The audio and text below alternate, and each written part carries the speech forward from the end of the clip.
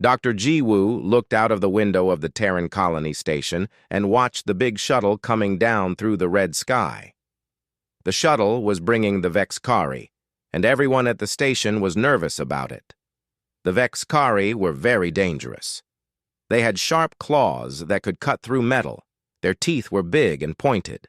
Their skin was purple and had marks that glowed when they felt strong feelings. Every soldier and guard at the colony had told the government that bringing these creatures here was a bad idea. But the people in charge on Earth wanted to show that humans and aliens could be friends. They said it was a cultural exchange program. Jiwoo had no choice but to accept this job. Jiwoo was not a soldier or a guard. He was a scientist who studied different kinds of life. He had spent 20 years learning about alien creatures and how to talk to them. His partner was Min Kyung, a woman who studied the biology of aliens. She was brave and calm, even when things became scary.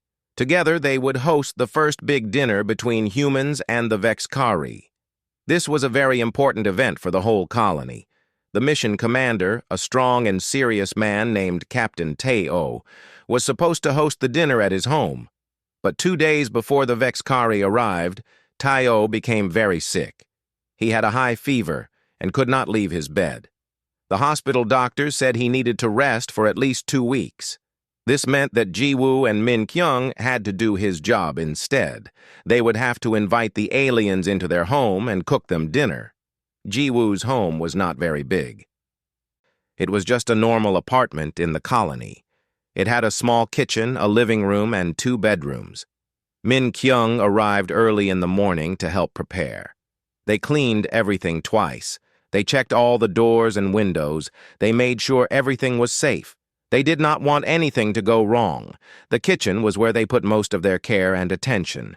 Jiwoo wanted to make food that would show humans in the best way possible. He had learned from old Earth recipes, but he also studied what the Vexkari liked to eat. They were meat eaters, like humans, but they liked much hotter food. Their bodies could handle extreme temperatures that would hurt a human. Jiwoo was planning to make a special meal that had both human and Vexkari food mixed together. Min Kyung was reading the cultural rules about how to act around the Vexkari. She read them out loud to Jiwoo as he prepared the ingredients. "Do not show your teeth when you are not happy," she said. "It means you want to fight. Do not make loud noises. Do not touch them without asking. Do not look them in the eye for more than 3 seconds at a time. Do not offer them the left side of the meat. That is an insult." Jiwoo listened to all of this and felt his stomach become tight with worry. There were so many rules, so many ways to make a mistake. If he did something wrong, it could start a fight between humans and aliens. It could make the government very angry.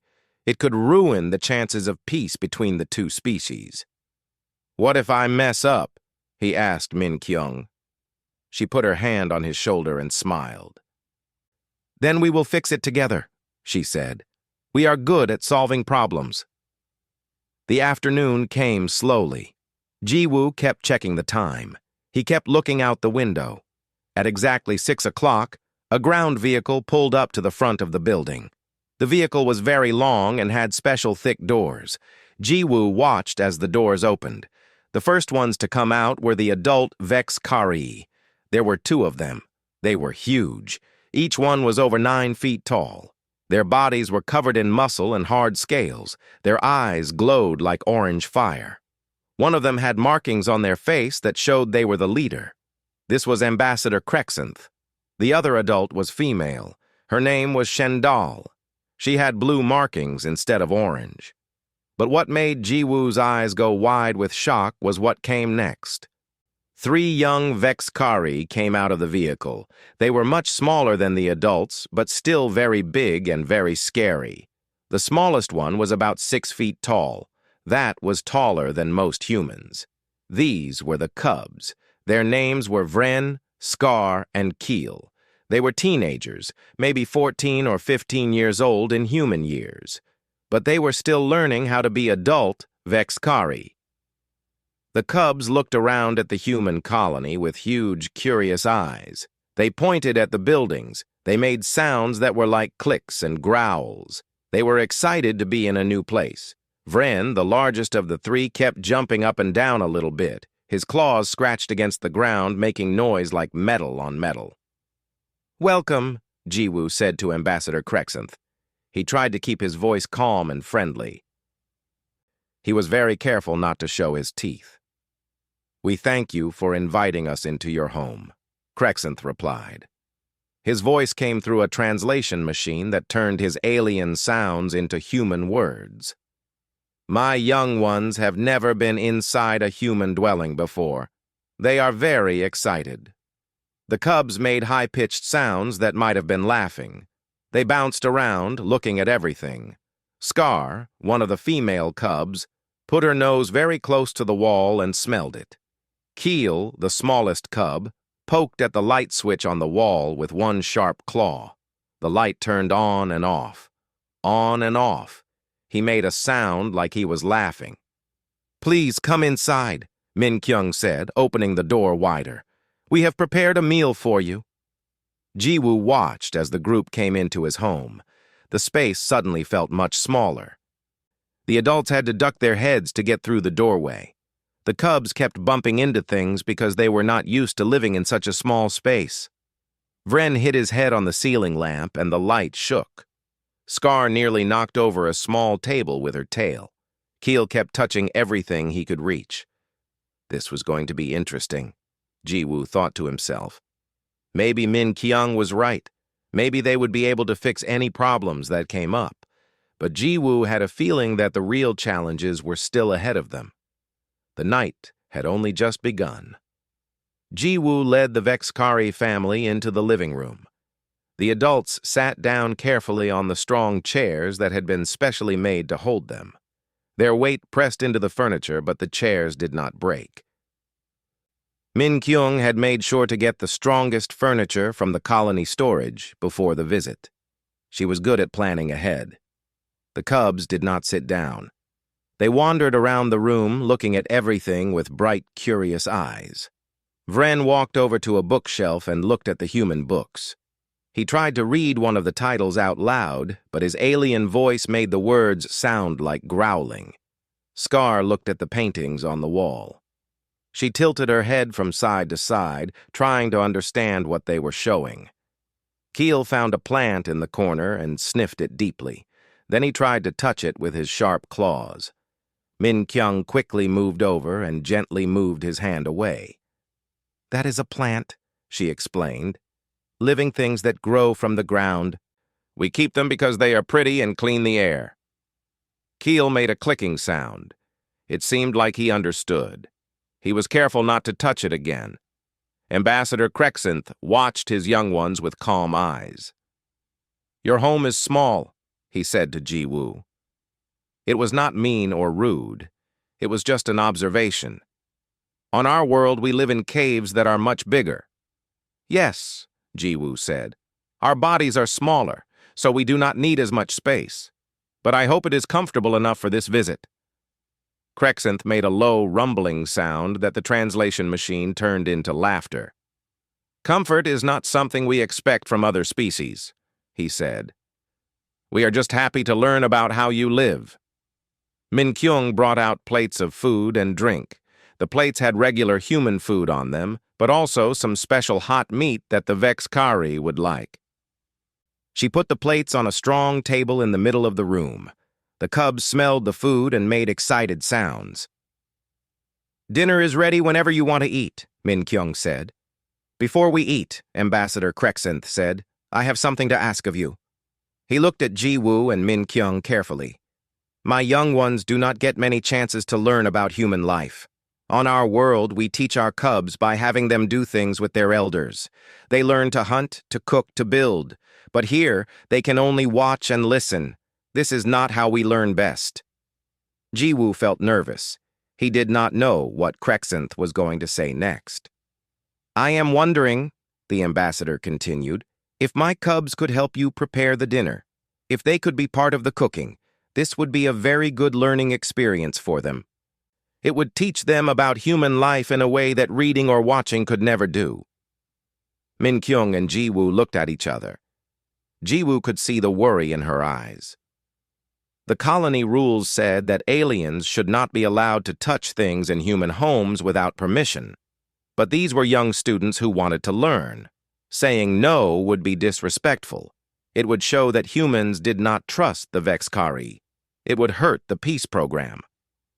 Of course, Min Kyung heard herself say. Jiwoo wondered if she was as nervous as he was. We would be happy to have them help. The three cubs made loud, excited sounds. Their eyes glowed brighter. They jumped up and down. Vren's tail hit a lamp, and it shook but did not fall. Scar clicked her claws together quickly, making a noise like rain on a roof. Keel made a high-pitched sound that hurt Jiwoo's ears. Excellent, Crescent said. Thank you for this honor. Jiwoo led the cubs into the kitchen. It was a small space, and with three large young aliens in it, the room became very crowded. Vren had to bend his head so it did not touch the ceiling. Scar had to turn sideways to get between the counter and the table. Keel was the only one who could stand up straight, but just barely. This is where we make the food, Jiwoo explained. He showed them the stove, the oven, the refrigerator, and all the tools they would need. He explained what each tool did. He showed them how to hold a knife without breaking it. The cubs watched with serious faces, trying very hard to understand. Now, Jiwoo said, I am going to make a special meal. But I want to make it in the way that your people make food. Can you tell me how your mothers cook? The cubs looked at each other. Vren spoke first. We cook over hot fire that comes from the ground, he said. The fire is very hot, much hotter than your electric fire. He pointed at the stove. We let the meat cook for a long time, Scar added, until the outside is black and the inside is still warm. The heat makes the meat taste better. Keel nodded. And we use plants that smell strong, not like your gentle spices. We use things that burn your nose and make your mouth hot. That is very helpful, Min Kyung said from the doorway. She had come to watch and help if anything went wrong. But we also have gentle food. Would you like to help us make some of our food, so you can learn how humans cook? The three cubs nodded eagerly. They were ready to begin. They did not know yet that the kitchen would soon become a place of wonderful chaos. They did not know that before the night was over, their help would create something that they would remember for the rest of their lives. All they knew was that they wanted to learn. They wanted to help. They wanted to be part of something new. Jiwoo took a deep breath. He looked at Min Kyung. She gave him a small smile and a nod. Then he looked at the three big young aliens standing in his small kitchen. Okay, he said. Let us begin. First, we need to prepare the main meat. Vren, would you like to help me with this? The largest cub's eyes lit up. He walked forward eagerly. His claws made scratching sounds against the kitchen floor. The adventure was about to begin. Neither Jiwoo nor the cubs knew that this simple cooking lesson would become something much more important. It would become the moment when two very different species learned to work together. It would become a story that people would tell for many years to come. Vren stood at the counter, staring at the big container of meat. His claws were ready. He was excited to show that he could do this work, but when he picked up the metal pot, something went wrong. The young Vexkari did not understand human strength. On his home world, everything was made to be very strong and heavy. Things needed to be built strong to last through the hot winds and hard ground. Here on the human colony, everything was made to be lighter. It was designed for smaller, weaker bodies. When Vren picked up the pot, his strength was too much. His claws gripped the metal tightly. Then he tried to move it to the stove. The pot did not just move, it flew through the air. It crashed down onto the stove with a huge bang that sounded like an explosion. The noise was so loud that Min Kyung jumped in surprise. Jiwoo's heart began beating very fast. I am sorry, Vren said quickly. His eyes stopped glowing so bright. His markings turned a dull purple color. I did not mean to. I do not know how strong I am here. It is okay, Jiwoo said, trying to sound calm even though his hands were shaking a little. Your world is different from ours. You will learn. Let us try again, but more slowly this time. While Vren was learning about pots, Keel had found the spice rack. This was a big mistake. Keel was very curious. He wanted to learn what all the different smells were. He started opening each bottle and sniffing it deeply. First, he opened the paprika. A cloud of red powder came out of the bottle. Keel breathed it in and started coughing. His eyes watered. His markings flashed bright orange. "This is very strong," he cried. "Why do you keep dangerous things in your home?" Min Kyung quickly closed the bottle. "That is spice," she explained. "It is food flavoring. You use just a little bit to make food taste better." Keel looked at the bottle like it was a weapon. He put it carefully back on the shelf, but then his attention moved to the next bottle. It was cumin. He opened it and sniffed. This time the smell made him sneeze. The sneeze was very loud and very wet. It covered the counter with small drops. "Oh no," Keel said sadly. "I have made a mess." Jiwoo cleaned up the mess quickly. "This is not a big problem," he said gently. "Cooking has many accidents. This is normal." But the biggest problem was coming. Scar had moved to the stove.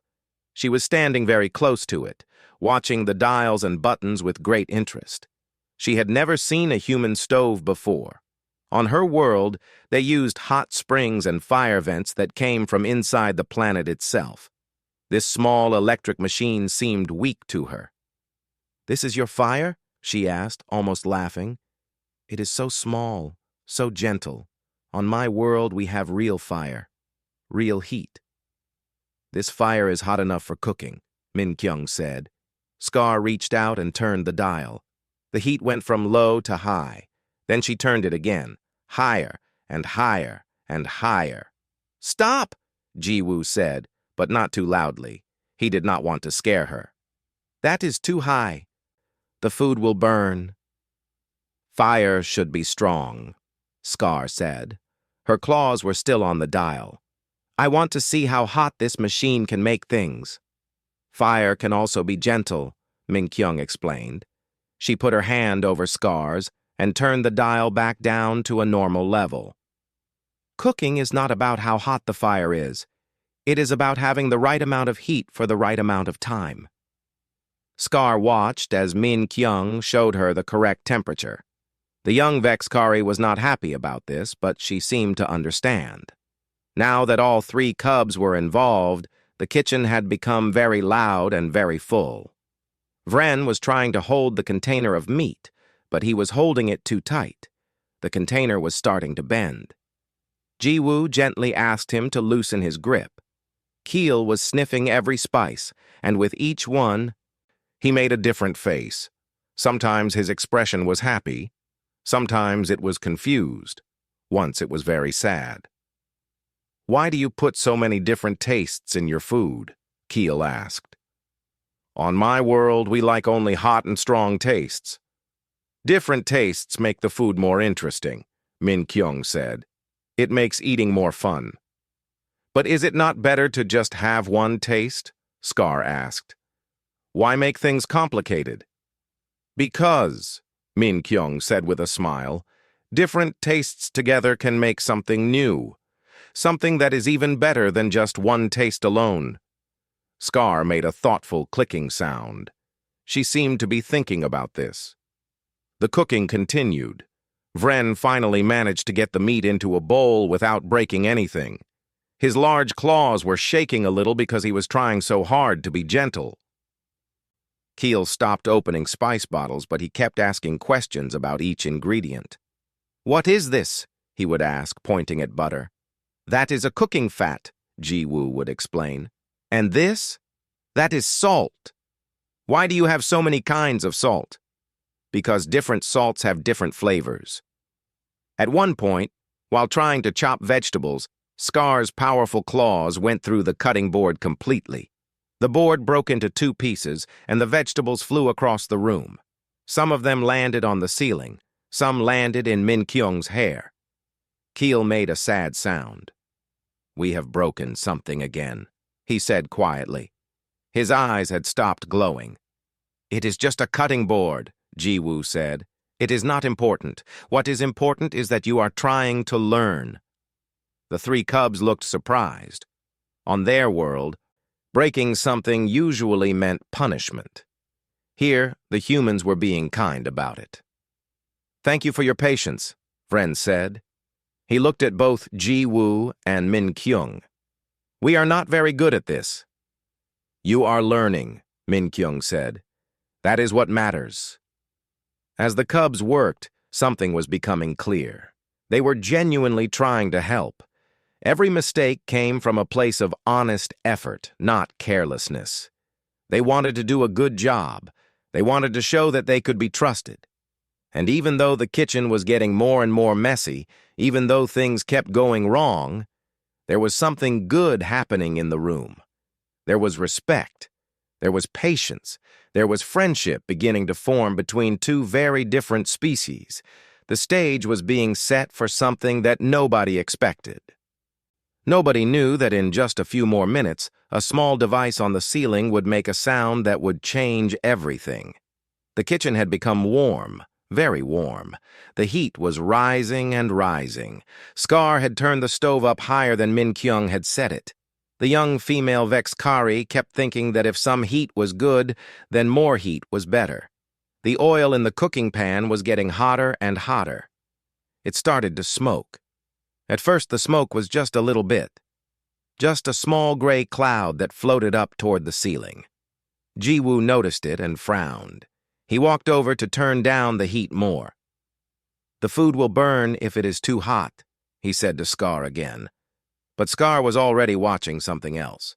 She had become interested in something in the corner. Her attention moved away from the stove. The heat kept climbing. The oil continued to get hotter. The smoke continued to get thicker. Now, it was not just a small gray cloud. It was a big white cloud. The smoke began to fill up the whole kitchen. It made it hard to see. It made it hard to breathe. Min-kyung started coughing. "We need to open the window," she said, but before anyone could move, something happened. Something that nobody was expecting. The smoke rose higher and higher. It floated up above the counter, it moved past the cabinets, and then it reached the ceiling. There, in the middle of the ceiling, was a small round device. It was white and plastic. It was about the size of a person's hand. This was the smoke alarm. The smoke alarm had been there the whole time. Nobody had been thinking about it. Nobody had remembered that it was there. But the smoke alarm had been waiting. It had been watching. It had been designed for exactly this moment. When the smoke reached the sensor inside the alarm, the machine woke up, and it was angry. The sound that came from the smoke alarm was not a gentle sound. It was not a polite sound. It was a loud, sharp, piercing screech. It was the sound of a machine that had found something very wrong with the air. It was the sound of a machine that was going to make sure that everyone in the building knew about it. Beep, beep, beep. The sound was so loud that it seemed to fill the entire kitchen. It echoed off the walls. It bounced off the counter. It was about 300 decibels of pure machine anger. The three cubs froze. Their entire bodies went stiff. Their eyes went very wide. Vren's claws extended fully, sharp and ready. Scar's markings flashed bright red. Keel made a sound like a growl that came from deep in his chest. For young Vexkari, the sound of the alarm was like the roar of a hunter. It was the sound that meant danger. It was the sound that meant run or fight. It was the sound of a predator that had found them. "What is that?" Vren shouted over the noise. "What is attacking us?" "It is not attacking," Min-kyung yelled back. "It is a smoke alarm. It detects smoke." But the alarm did not stop. It beeped again, even louder. Beep, beep, beep. Scar spun around, looking for something to fight. She nearly knocked over the table with her tail. Her claws scraped against the counter, making long marks in the hard surface. "I will stop it!" Keel cried. He looked around for something to use as a weapon. "No, wait!" Ji-woo shouted. "Everyone calm down!" It is just a machine." But the cubs did not calm down. Their animal instincts had taken over. For them, this was the sound of an enemy. This was the sound of battle. This was the sound of a creature they needed to fight. Jiwoo knew what he had to do. He had to turn off the alarm before someone got hurt, before things got even more out of control. He looked around the kitchen. The alarm was high up on the ceiling. He could not reach it standing on the ground. He needed something to stand on. There was a chair near the door. Jiwoo ran to grab it, but in his hurry he tripped and fell. The chair went flying across the room. It hit the wall with a crash. The alarm was still screaming. "Beep! Beep! Beep!" "The thing that makes the noise!" Scar yelled. She was looking up at the alarm on the ceiling. Her body was low, ready to jump. "I can reach it! I will silence it!" "No!" Min Kyung shouted. She grabbed Scar's arm. "You cannot hurt it! It is important!" The alarm kept screaming. The smoke was still thick in the kitchen. Jiwoo finally found a chair that was not broken. He picked it up and moved it under the alarm. His hands were shaking as he climbed up on the chair. He was reaching up, stretching as tall as he could. The alarm was still screaming at him. His fingers finally touched the device. He found the button on the front, the button that said, "Silence." He pushed it as hard as he could. For a moment that seemed very long. Nothing happened. The alarm kept screaming. Jiwoo thought maybe the button was broken. Maybe the alarm would never stop. Then, suddenly, it did. The sound stopped. The silence was so complete that it was almost shocking. It was like the world had suddenly gone quiet. Everyone in the kitchen froze. Nobody moved. Nobody breathed. It was like everyone was waiting to see if the alarm would start screaming again. It did not. "Is it dead?" Keel asked quietly. "No," Min Kyung said slowly. "It is just sleeping now. It will wake up again if there is more smoke." The three cubs looked at each other. They looked at the alarm on the ceiling. They looked at Jiwoo, who was still standing on the chair, his hand still reaching up to the device. "That small thing," Vren said carefully, "made a sound like the roar of a great hunter." "That small thing," Scar added, "fought back against us." Keel made a low clicking sound. "That small thing," he said, "is brave. I respect it." The other cubs made clicking sounds, too. It sounded like they were agreeing with each other. Jiwoo climbed down from the chair. His legs were shaking. That had been very scary, but he was starting to understand something. The smoke alarm had done its job. It had protected the home. It had warned them that something was wrong. And now, in the mind of the young Vexkari, it was not just a machine. It was a defender. It was a warrior. It was worthy of respect. Jiwoo turned off the stove completely. The smoke started to clear slowly. Min Kyung opened all the windows in the kitchen. Fresh air began to come in. The crisis was over, but something had changed, something important. The three cubs now understood something new about humans. Humans were clever. Humans made devices that could protect their homes. Humans made devices that had courage. Humans made devices that refused to let danger happen in their space. And for young Vexkari, who respected strength and bravery, this meant something. This meant humans were worthy of being friends with. The kitchen was quiet now. The smoke had mostly cleared. The windows were open and cool air was coming in from outside. Jiwoo and Min Kyung were still catching their breath. Their hearts were still beating faster than normal. But the danger had passed. The three cubs were standing very still. They were looking at each other. Their markings were fading back to their normal colors. Their breathing was becoming slower and calmer. They were coming back to their normal state. Vren was the first one to make a sound. It started as a low rumble in his chest. It grew louder and deeper. At first, Jiwoo thought it might be a warning sound, a sign that the cubs were still scared or angry. But then he realized what the sound was. It was laughter. Vren was laughing. His whole body was shaking with it. The sound was like rocks rolling down a mountain, but it was definitely laughter. Scar joined in next. Her laugh was higher than Vren's, but just as full of feeling. The two of them stood there in the smoky kitchen, laughing. Then Keel started. His laugh came out as a series of clicks and chirps mixed with the deeper sounds. It sounded like rainfall mixed with thunder, but it was laugh sounds. The three cubs were laughing together. "What is funny?" Min-kyung asked. She did not understand. They had just survived a scary moment. She did not see what there was to laugh about. Vren tried to speak through his laughter. "That thing," he said between laughs. "That small round thing on the ceiling. It screamed at us like a great beast." "We tried to fight it," Scar added, her markings flashing with orange happiness. "And it could not be fought. It just kept screaming." "We are the hunters," Keel said. His eyes were glowing warmly now. "We have teeth and claws and strength, but a small round thing beat us." "Not beat," Vren corrected, "but stood against us, and it did not give up. Even when we were ready to fight, it kept doing its job." The cubs were not laughing at something mean or cruel. They were laughing at the situation. They were laughing at themselves. They were laughing because they had been scared of something so small. They were laughing because something so tiny and simple had shown such bravery.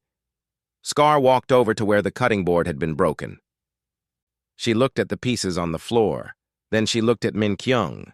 "We broke your things," she said. Her voice was gentle now.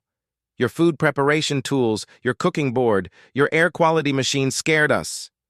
"Yes," Min-kyung said, "but that is okay. This is how you learn."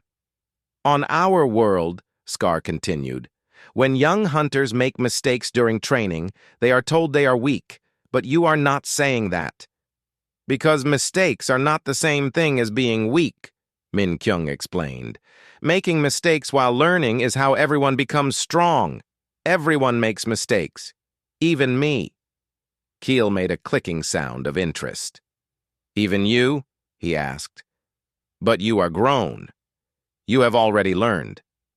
"I still make mistakes," Min-kyung said with a small smile. "Last week, I put salt in my tea instead of sugar. I learned that I should look at what I am putting in my cup before I drink it." The cubs made laughing sounds again. The idea of an adult human making a mistake and learning from it seemed funny to them. At that moment, a large shape appeared in the doorway. It was Ambassador Krexanth. The huge adult Vexkari stood there, looking at his young ones. He looked at the kitchen. He looked at the smoke that was still slowly clearing. He looked at the broken cutting board. He looked at the marks on the counter from Scar's claws. He looked at the ceiling where the smoke alarm was now dark and quiet. For a long moment, Krexanth said nothing. His expression was hard to read. His markings were a neutral gray color, neither bright nor dark. Then his face changed. His markings started to glow with a warm amber color. His large mouth opened, and he began to laugh. It was a deep, rumbling sound that was even louder than the three cubs' laughter put together. Shendal, the female adult, appeared behind him. When she saw what was in the kitchen, she also began to laugh. Her laugh was like music, flowing and beautiful even though it came from an alien creature. "What happened here?" Ambassador Krexanth asked. He was still laughing as he asked it. "We tried to help cook," Vren explained, "and we were not very good at it." "And then that thing on the ceiling screamed at us," Scar added. "And we thought it was a hunter," Keel said. "And we were scared." Krexanth walked into the kitchen slowly. He looked up at the smoke alarm. He studied it carefully. Then he looked back at his young ones. "That small device," he said to them, "is more powerful than I thought. You could not defeat it with your strength. It just kept doing its job," Min-kyung said. "It did not fight back. It just warned us that something was wrong." Krexanth made a sound that might have been agreement. "On our world," he said slowly, "we teach our young ones through force, through struggle. We show them that the strongest win, but this device has taught them something different. He looked at Ji-woo and Min-kyung. Your device has taught my young ones that there are many kinds of strength. Strength is not just about size or claws or teeth. A small round thing can be strong by doing its job, by never giving up, by warning others of danger. That is a good lesson, Shendal said. She walked over to the broken cutting board and picked up the pieces. And this lesson came with a broken tool. That seems fair. I can get a new one, Min-kyung said quickly. This is not a problem. But you should keep the broken one, Shendal said, so that your young ones can remember, so they can understand that learning costs things sometimes. Ji-woo nodded. It was a wise idea. The kitchen was still messy. The food was not yet ready. But something important had happened in this small human kitchen. Two very different species had shared a moment of laughter. They had shared a moment of respect. They had shared a moment where size and strength did not matter. What mattered was honesty and trying and learning together. I think, Ambassador Crexon said, that we should continue with this cooking. Your young ones have learned well, and I believe they still have much to learn. The three cubs' eyes lit up brightly. They looked at Ji-woo and Min-kyung with new respect.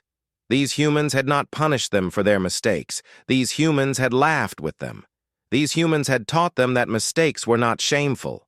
These humans were different from the cold, formal aliens that the cubs had been expecting to meet. Come, Ji-woo said. Let us make this dinner together. But this time, I will teach you how to be careful. Not how to be perfect, just how to be careful. The cubs moved back to their positions in the kitchen. They were ready to try again, and this time, they were going to try with all their hearts, because now they understood something. They understood that trying was what mattered. They understood that learning together was what made you friends.